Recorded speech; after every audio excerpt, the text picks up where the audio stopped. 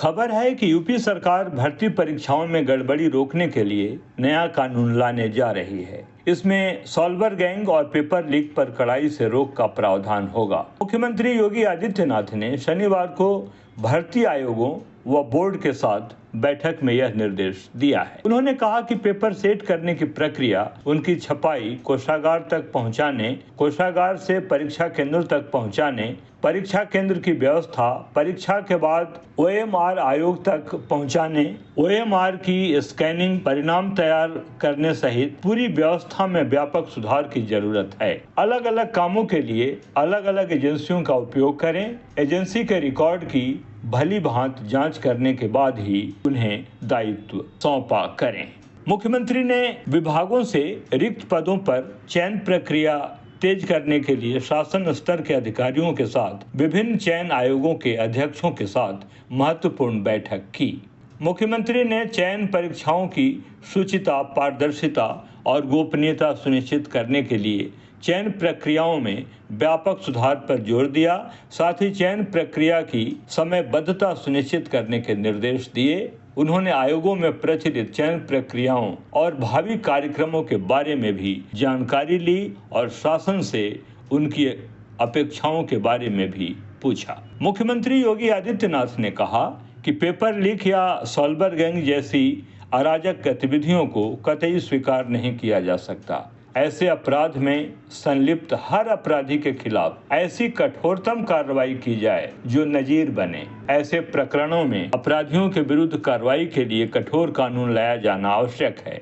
चयन आयोगों से अपेक्षा है कि वे भर्ती परीक्षाओं के लिए कैलेंडर समय से जारी करें और कड़ाई के साथ उनका अनुपालन करें। कैलेंडर के अनुसार परीक्षा न होने से अभ्यर्थियों को असुविधा होती है, इसका ध्यान रखा जाए। योगी आदित्यनाथ ने कहा कि सभी चयन आयोग परस्पर समन्वय के साथ यह सुनिश्चित करें कि एक दिन में एक ही परीक्षा आयोजित की जाए। ऐसा होने से एक ओर जहां परीक्षा आयोजकों व स्थानीय प्रशासन को व्यवस्था बनाने में आसानी होगी, वहीं युवाओं को भी बड़ी सुविधा होगी। कुछ पदों के लिए शैक्षिक अर्हता निर्धारण में समकक्ष योग्यता के संबंध में विसंगतियों की सूचना प्राप्त हुई है। संबंधित विभाग द्वारा प्रकरण का समाधान कर आयोग को सही जानकारी उपलब्ध कराई जाए। मुख्यमंत्री योगी आदित्यनाथ ने कहा कि चयन परीक्षाओं के सेंटर के लिए राजकीय माध्यमिक डिग्री कॉलेज, विश्वविद्यालय, polytechnic, engineering college, medical college या साफ सुथरे ट्रैक रिकॉर्ड वाले ख्याति प्राप्त सुविधा संपन्न